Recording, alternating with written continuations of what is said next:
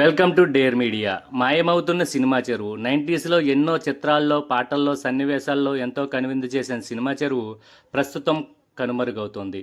ముఖ్యంగా 1996లో రిలీజ్ అయి bumper hit కొట్టిన శ్రీకాంత్ సినిమా పెళ్లి సందడిలోని మా పెరటి జామ చెట్టు పాటలో ప్రకృతి అందాలను సినిమా ప్రేమికులకు చూపించారు దర్శకేంద్రులు రాఘవేంద్రరావు.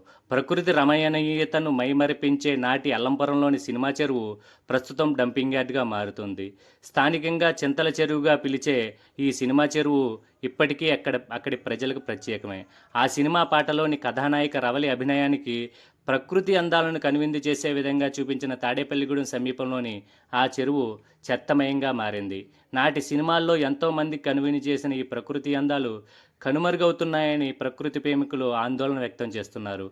గోదావరి గట్టున ఎన్నో సినిమాలకు నిలయమైన సినిమా చెట్టు వరదలకు పడిపోతే దాన్ని ప్రత్యేకతను గుర్తించి ఆ చెట్టును పునర్సృష్టించిన నేటి కాలంలో కొందరు స్వయంకృతాపరాధంతో ప్రకృతిని నాశనం చేస్తున్నారని ప్రకృతి ప్రేమికులు ఆగ్రహం వ్యక్తం చేస్తున్నారు. ప్రకృతి అందాలను పాడు చేయకుండా రాబోయే తరాలకు వాటిని కానుకగా అందించాలని సినిమా ప్రేమికులు, ప్రకృతి ప్రేమికులు కోరుకుంటున్నారు.